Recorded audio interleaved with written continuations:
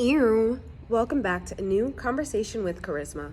So I'm here today first to wish everyone a happy new year, and to start this year off right, we're going to do it with a 3W video on mangroves.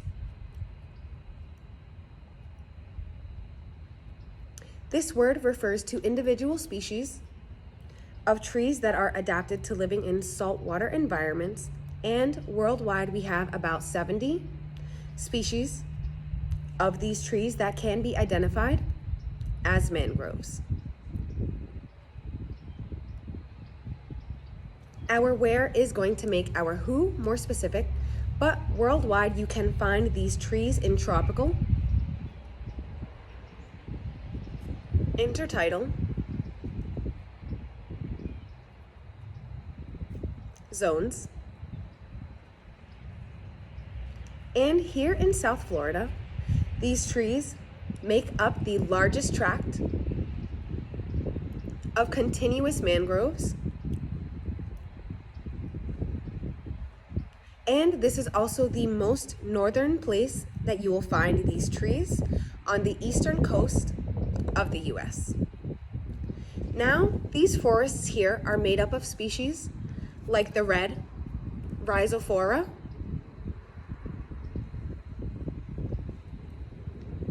Mangale, found closest to the water with its propped roots,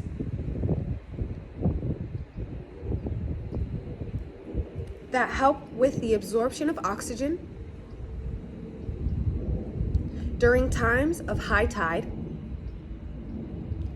when our roots are submerged underneath the water.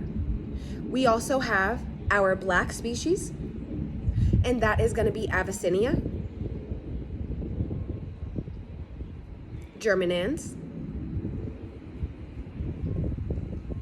and this species can be identified with the help of finding some salts on the back of the leaves.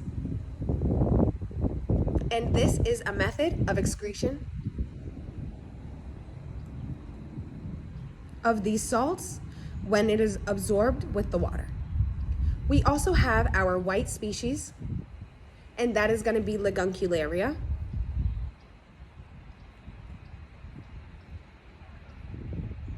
racemosa, one of the hardest to identify, but maybe can be identified with the help of finding some leaves with an indent on its ends. We do have an honorable mention tree, and that is going to be our buttonwoods, with its ability to adapt to saltwater conditions. Scientific name, Conocarpus erectus. Moving into our last W, and that is the why. First, talking about these propped roots.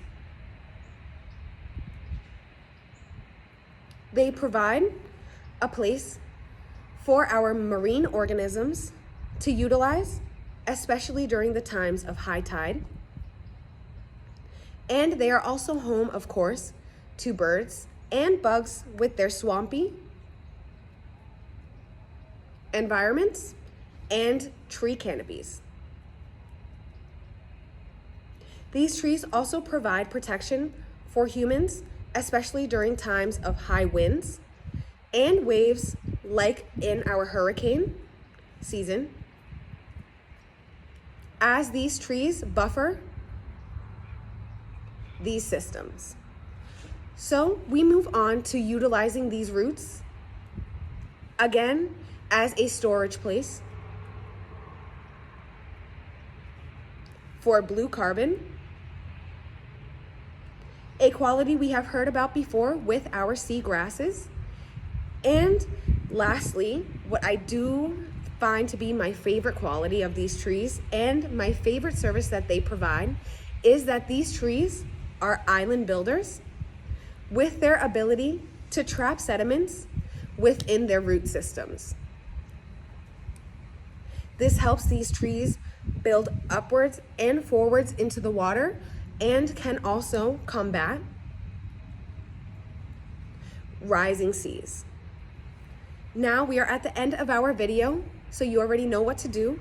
Like, vibe, and subscribe to your girl, and I'll catch you guys next time for a new conversation with charisma. Ew.